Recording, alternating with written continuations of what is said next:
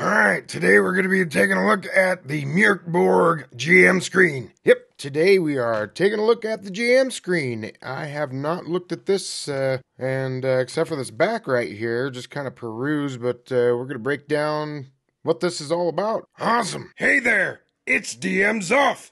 Go ahead and hit the subscribe button so you know when we upload new videos. This screen has the same sort of sizing that the book has. Just for comparison, here is the 5th edition DM screen. So it's a lot smaller than a normal DM screen. Yeah, absolutely. Ooh, that's a nice matte finish, and it's embossed. This gold or yellow area is embossed, and this is a print. Let's see how many panels are there. Oh, this is interesting. It's got loose pages in here. There's these little tabs in here that you can trade out different pages depending on what you want. Highly customizable. Let's see, 1, 2, 3, 4. This is 5 panels. Wow, that's pretty friggin' awesome. Yeah, and when I stand it up, even though they're portrait style rather than like a landscape, it's actually the same height as the DM screen, 5th edition. So you're still getting the same sort of height, which is awesome. I really like a lower profile. But it's not as wide, is it? No, it doesn't seem to be. Let's see. This is kind of hard to do. It's probably from the 5th edition standpoint, it's a few inches shy of the 3rd panel out of 4 of the 5th edition. So it's definitely not as wide. On the player-facing side, it's just straight aesthetics pictures. Really awesome art. I love this. Just dark and wonderful. Anything with a goat or a lamb. A headless angel. And the basilisk. An awesome display of like when you love something. And it's just has a lot of care put into it. Yeah, it's not like mass produced like 5th edition, which is the Bud Light of RPGs. This actually has care and love put into it. Let's go over this panel by panel and maybe roll on some of these tables. Yeah, it sounds like a good idea. I got some dice here. Gotta have some D6s. A lot of these tables are D66, which I really love. But just in case there's some percentiles, let's see what happens. It says up here, let your NPCs suffer and die if they must. Dark and wonderful. Let's name. So it's a D6 plus a D6. So let's just roll a D6 here. A 1, so it's in this area. And then a 4. Balsam. Or turn. What kind of trait do they have? Okay, number 5 and 6, worried. So Balsam is a worried individual. What trade are they involved with? A 6 and a 4. They're a vagabond or hunter. Someone that's itinerant, maybe going around hunting, selling their wares. And what's their concern? D12 is a 5. A pool of blood. Maybe that's nearby, or, maybe you find this NPC around or surrounded by a pool of blood. Or they could be injured, and it's their pool of blood. That's right. Here's another D12. What does this NPC want? 3. Bloodshed. Maybe they're out for revenge or something. Someone came and beat them up, and they want revenge. Yeah, so there's already wonderful things baked into this NPC generator right here. The apocalypse. What do they think about the apocalypse? A D4, a 3, About damn time. So that kind of gives you an insight into what they're thinking. Wow, this is really awesome, actually. Let's roll something of what they really are. So this is the thing that they're probably hiding behind. Nobody really knows. Yeah, so an assassin. Interesting. That really plays into it. So Belsum the Hunter that is near a pool of blood and wants bloodshed himself or herself. And they're an assassin. Yeah, so quick for NPCs, really awesome. I love this so much. And it's all on a very small piece or area. You don't have to use it. And what's great is, like, if you're not into making up NPCs on the fly, maybe that takes too long for you, you can always put in these different leaves because they have these little clips in here or little sheaths that you can put these other pages in. And you can make up your own pages, print them off, and put them in here. And not only are they on this side, they're also on the opposite end, which is much like how I have my own Dungeon Master screen where I have magnets that hold my pages on so I can change them out as I see fit. All right, what else do we have on here?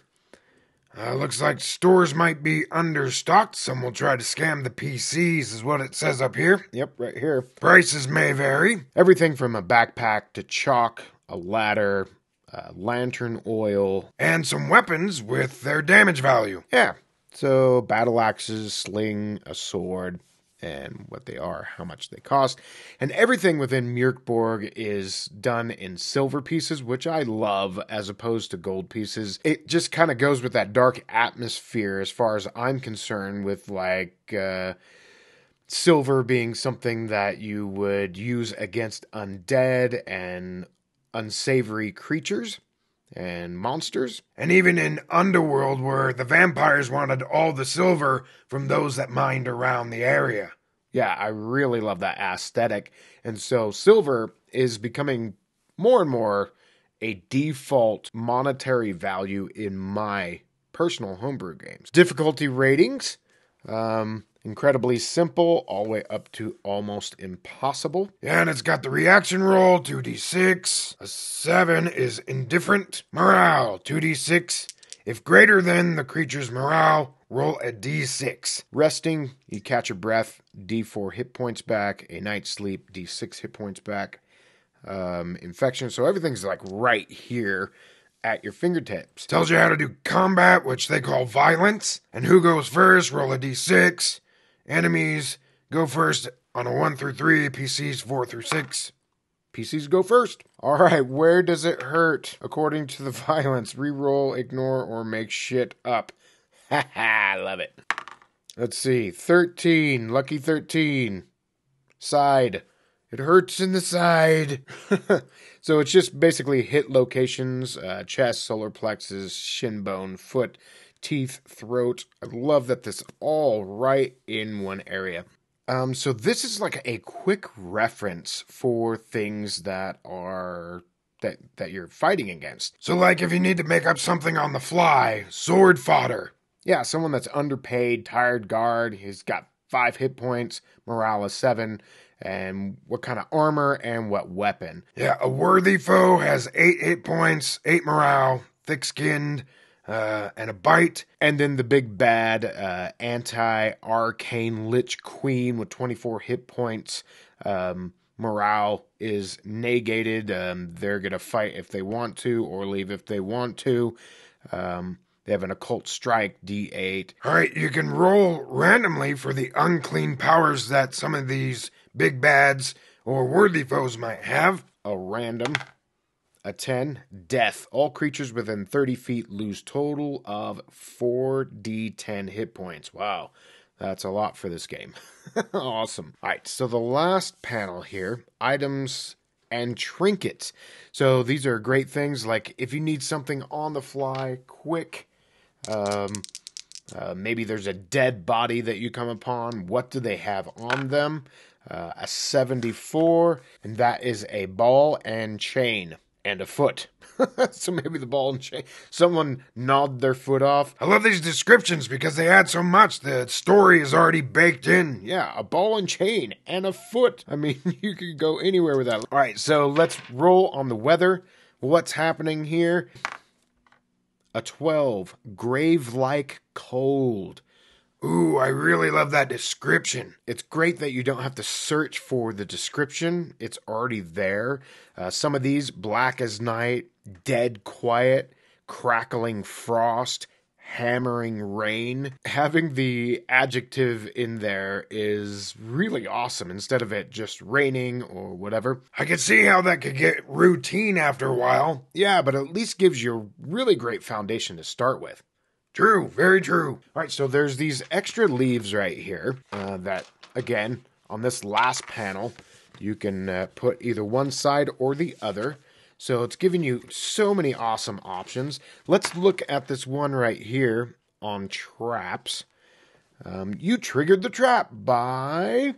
And here are some things that the Game Master can throw out there. Discussing a foul inscription. You trigger the trap by turning the key. Yeah, right here. Talking too loudly. Treading on the tripwire. Yeah, so all of these you trigger the trap by. Really great. So what's the trap effect? Let's roll randomly here. So you triggered a trap by, let's say, stepping on the wrong floor tile. And what is the effect? A 10. An alarm goes off. Something awakens. Roll one more time. Okay. A 1. Shimmering bile yellow poisonous gas. Test toughness, DR18 or die. And it says test every minute, so you need to get the fuck out of there. Yeah, totally. All right. A D20 for who or what built the trap. So are your players inquisitive? You'll be able to tell them that. Number 4, a forgotten berserker king. Oh, that is wonderful. I love this. I love this so much. All right, cool. What's on the other side here? Somewhere to drink. Would you prefer the select menu or do you lack funds? I prefer the select menu. All right, it's 4 silver pieces and roll a d6 to see what's on the menu. A 1. Braised chicken with dangerously alcoholic wine-drenched apples. That sounds like a night of partying. All right, let's see what I'm going to eat. 3. Glagenbeckian stew with whole embryonic boars. Delicious.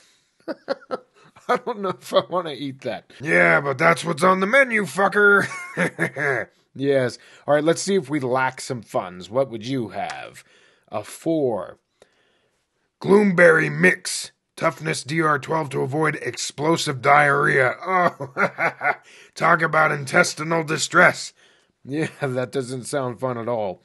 All right, let's see what I'm having if I lack funds. A 3. Sour celery pudding with a side of compressed last week's meat. Fucking gross. Yes, eat it, fucker. All right, here we go. Patron traits. Sometimes also the patron's nickname. Interesting. So it has 2 effects. Roll a d20. Let's see who's there. A 12. Nags a lot. Could even be their nickname. Who else might be in here? Someone who nags a lot and someone who is, that's a 1, filth. So they're just gross and dirty and unkempt and not a person you want to hang around. Why is the innkeeper twitching? Oh, some underlying thing, man. So story is baked in, and this really helps with emergent storytelling, especially if you don't plan a lot in advance. You could be moving your game forward so easily with what they have just on these panels. All right, number 3. 3 different children from 3 different guests' families vanish in the night without a sound or trace. So the innkeeper is worried about this. What else is going on? Or maybe down the street at the next bar, you've got 5. Judging by the droppings, something has gotten into, well, everything. Toughness DR12 or lose D4 hit points vomiting. Holy shit, man. So here's one that's interesting that I read when it was still in the cellophane. Kathleen the Castrator Keen, the Bandit Queen, is hiding in the loft. I really love that. Like, that's something that could be revealed as you're playing the game. So friggin' cool. Awesome. 40 city events. A D4 and a D10. So breaking away from the D66 table, we have a D4, D10 table. So let's see what area. A number 1, so this area here being a 5. What filth does the city vomit? Passing waste cart or barge, the stench is unbearable. At least they have rubbish removal, huh? Taking out the trash? Yeah. The Tablets of Ochre Obscurity. Sells for 100 silver, counts as normal-sized item, breaks on a fumbled attack or defense. Wielder must have at least presence +3 or be a forlorn philosopher. Okay, cool. So let's roll randomly here since it is a D10. Obviously, with any of these, you could just pick. You could just point and pick. That's something to know about any random table. If you see something you like, just go with it. But I do like the randomness. Sometimes it comes up with awesome things. So 4. Logical prognostication. Using pure logic, you can deduce the nature of any traps or mechanism within 30 feet or of any powers used within 60 feet. So these are, I think these are small stone tablets that are within the game world that you can acquire. So, what do you think of this Game Master screen? I think it's wonderful. I don't know if I would change anything about it. I love the maneuverability or customizability of those pages that you're holding. Yeah, this is really cool. And then obviously you can print out your own on, I would suggest, on cardstock and stick them in these little tabs, and there you have something new.